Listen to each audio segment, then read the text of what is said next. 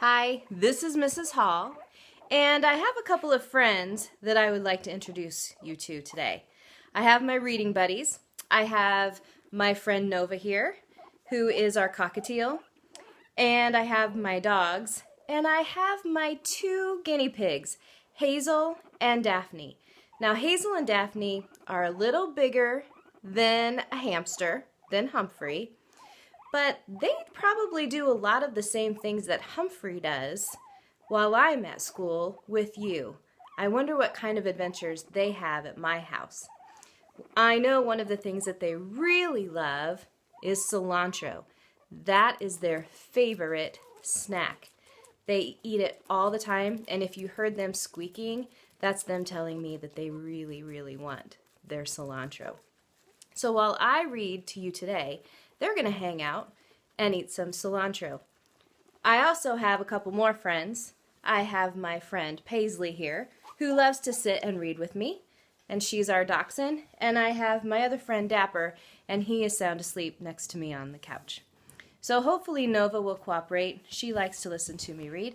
I hope that you like to listen to me read as well. Chapter 6, Moonlight Madness. I waited until the school was completely quiet. No students, no teachers, no Mrs. Morales. Then I got busy because I had a lot of work to do. Big work for a small hamster. First, I took the Moonlighters Club clipping out of my notebook.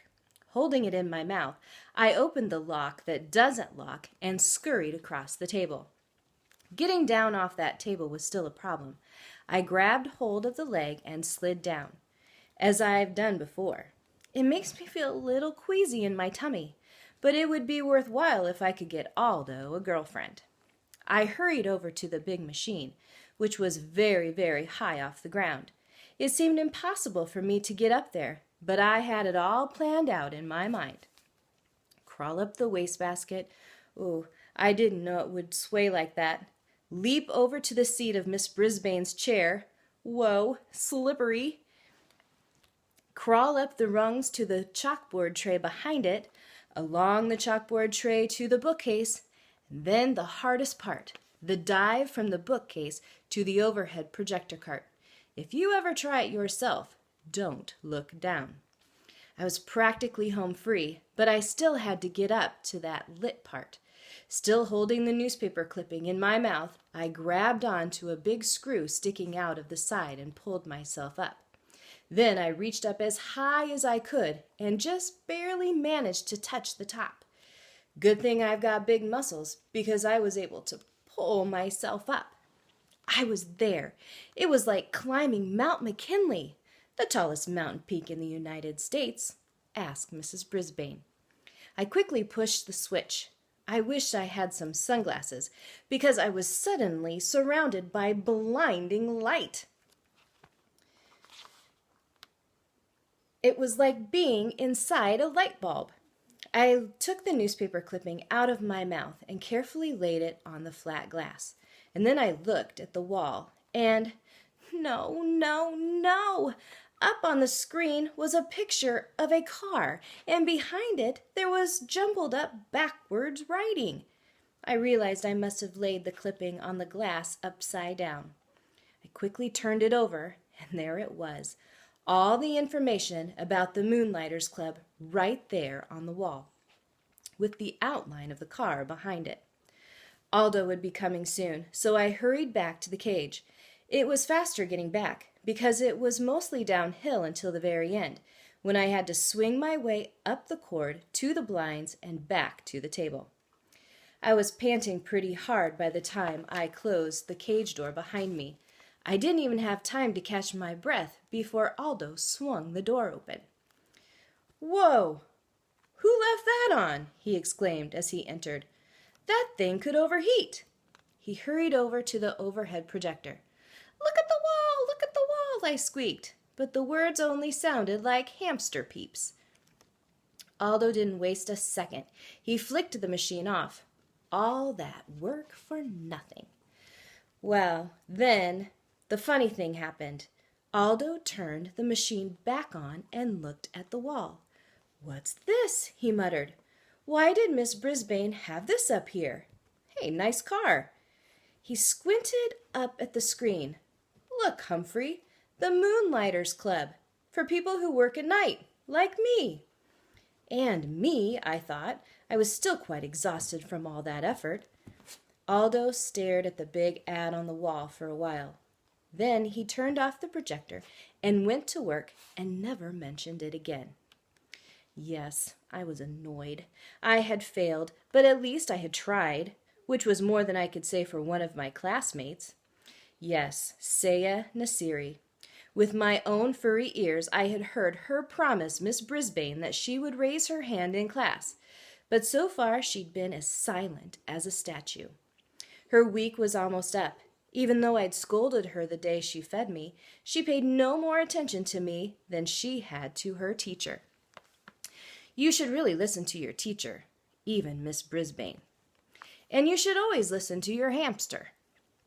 I was worried about Aldo and about Saya, but I have to admit, my journey had been so tiring that, nocturnal or not, I slept soundly the rest of the night. The next day began in a very surprising way. I have something to share with you all, Miss Brisbane announced.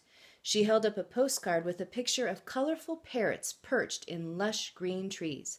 A postcard from Miss McNamara. Mrs. Brisbane would never call her Miss Mac, she says. It says, "Greetings to my favorite class in the world, room 26. I am now working in a school here in Brazil. This country is beautiful and friendly. I really enjoyed talking with the parrots in the rainforest. I miss you all, especially my pal Humphrey. Lots of love, Miss Mac." Mrs. Brisbane had to say Miss Mac since that's the way the card was signed. Happy, happy, happy. Not only did Miss Mac remember me, she missed me most of all. Oh, and I missed her most of all, too, especially every time I looked at Miss Brisbane and she glared back at me. Mrs. Brisbane showed us Brazil on a map, and it's far away. I'd like to be that far away from Miss Brisbane. My head was so filled with memories of Miss Mac that I only got 75% on my vocabulary test. After we graded the tests in class, Mrs. Brisbane said, "If you got 100% on the test, please raise your hand." That woke me up. What a clever way to get Saya to raise her hand, because she always got 100%. AJ raised his hand, Art raised his hand, Saya just stared down at her desktop. I was starting to get really mad at her. When it was time for map work, Mrs. Brisbane clicked on the overhead projector, and there it was, the Moonlighters Club ad right on the wall. Mrs. Brisbane wrinkled her nose, picked up the paper, and looked at both sides.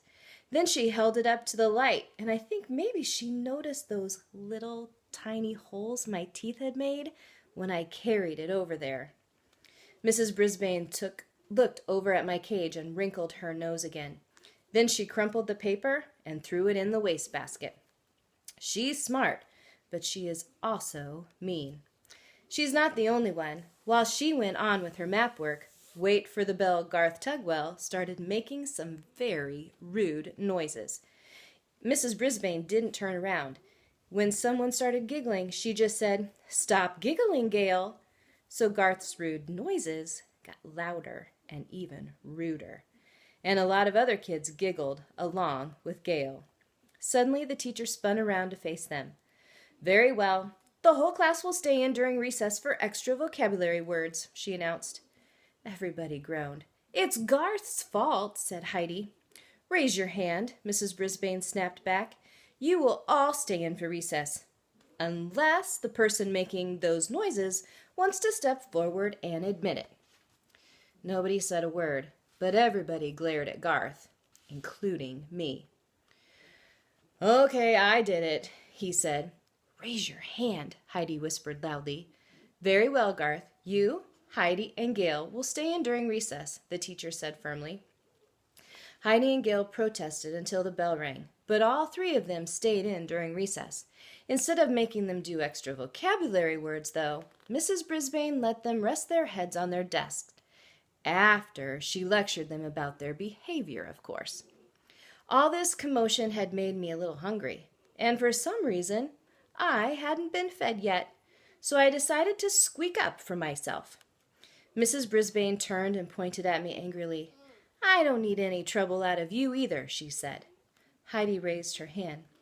"I don't think he's been fed today," she said. Mrs. Brisbane told Garth to feed me. Then she dismissed the girls and told them to go outside and play for the rest of recess. So she wasn't completely mean to them, anyway. She even trusted Garth to be alone in the room while she took some papers down to the office. I always liked wait for the bell Garth, so I was surprised when he started grumbling at me as he filled the water bottle and put some fresh mealworms in my cage. "One of these days, you'll get in trouble too," he said. "I'll see to that." "Huh?" I squeaked. "Everybody hates me. Everybody loves you. You're just a rat in disguise." The words hurt me a lot. Why would Garth say that? I mean, sure, almost everybody does love me, but I don't make rude noises or get other people into trouble. I was still pondering Garth's behavior when my classmates returned to room 26. Mrs. Brisbane must have gotten rested up over recess because she greeted them with a smile. "I have a surprise for you," she told the kids. Surprises always get the class's attention. They think surprises are always good. However, I know that surprises can sometimes be bad, like the day Miss Mack left me forever. "We're going to pick who gets to take Humphrey home for the weekend," she exclaimed. She explained. "Now, you all know whether or not your parents gave permission for you to bring him home. So, if you'd like Humphrey this weekend, raise your hand now." Hey, you should have seen all the hands that went up. I could hardly believe my eyes. Miranda and Heidi and AJ and every single hand in the class. Except Garth's. Even Saya Nasiri raised her hand. Mrs. Brisbane noticed. "Saya, do you think it will be all right with your parents?" she asked. Saya nodded her head. "I can't hear you," said Mrs. Brisbane. "Yes, ma'am," said Saya. It was strange to hear her voice in the classroom. Mrs. Brisbane gave her a note to bring back from her family on Friday. I napped the rest of the afternoon, but whenever I woke up and glanced over at Saya's desk, I saw her doing something I'd never seen before, smiling. Tip 6. You can leave your hamster alone for a day or two. Otherwise, find a suitable caretaker, or if possible, take your hamster with you. In its own cage, a hamster can be very portable.